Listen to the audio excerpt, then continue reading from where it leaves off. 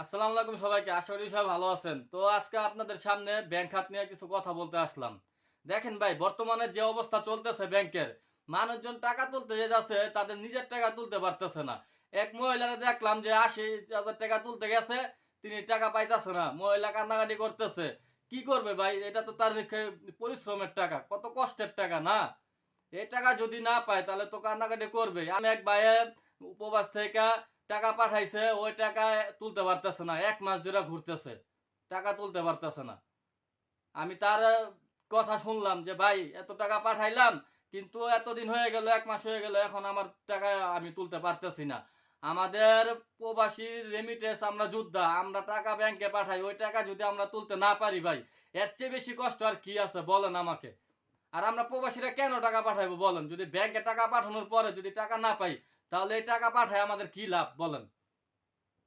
মানুষের এত কষ্টের টাকা, যদি এরকম হয় তাহলে কেমনে হইব? আপনারা যারা আছেন, এখন যারা বড় বড় উপদেষ্টা যারা আছেন, সবাই আপনাদের কাছে রিকোয়েস্ট রইল, আমাদের প্রবাসীর পক্ষ থেকে রিকোয়েস্ট রইল, আপনারা ব্যাংকে যান, ব্যাংকে যায়া খোঁজ খবর রাখেন, কি সমস্যা, কোনখানে কি হয়েছে, এগুলা নিয়ে আপনারা পর্যবেক্ষণ করেন, মানুষের আস্থা ফিরে আনেন। যতগুলা আপনার দুর্বল ব্যাংকগুলা আছে, আপনার ওই যে সোশ্যাল ইসলামী ব্যাংক, তারপরে আছে আপনার ন্যাশনাল ব্যাংক, তারপরে আরো যতগুলা আপনার দুর্বল ব্যাংক আছে, সবগুলা ব্যাংক আপনারা পর্যবেক্ষণ করেন। মানুষের কষ্টের টাকা ভাই, এগুলা যদি টাকাগুলা তুলতে না পারে ভাই, আল্লাহ ভাই সহ্য করবে না। আর যারা এই টাকা মাইরা নিছে তাদের অবশ্যই অবশ্যই বিচার করার আপনারা দায়িত্বশীল। আপনারা বিচার করবেন, যেভাবেই হোক আপনারা ধইরা আইনা তাদের বিচার করেন। আমাদের প্রবাসীর পক্ষ থেকে এটাই আপনাদের কাছে আমাদের রিকোয়েস্ট,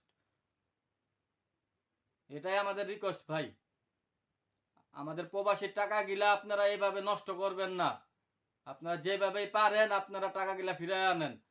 যারা যারা দুর্নীতি করছে তাদের সম্পদ আপনারা জব্দ করেন, জব্দ কইরা তাদের সম্পদ সব যাদের ব্যাংকের আছে আপনার, ওদের যে যে ব্যাংক ক্ষতি হয়েছে ওই ব্যাংকে টাকা সব দেয়া দেন, সম্পদ সব জব্দ কইরা। এগুলা জনগণের টাকা, এগুলা সব অনেক কষ্টের অনেক পরিশ্রমের টাকা। আপনাদের কাছে আমাদের রিকোয়েস্ট রইল এই একটাই, যে আপনারা ব্যাংক খাত গিলা আপনারা পর্যবেক্ষণ করেন, ব্যাংক গিলার আপনারা সাহায্য করেন। আমরা প্রবাসীরা কেমনে টাকা পাঠাবো বলেন? আপনারা যদি টাকা যদি না দেন ব্যাংকে টাকা পাঠানোর পরে, তাহলে আমরা প্রবাসীরা কিসের জন্য আমরা টাকা পাঠাইবো? মানুষের হাহাকার চলতেছে ব্যাংকে।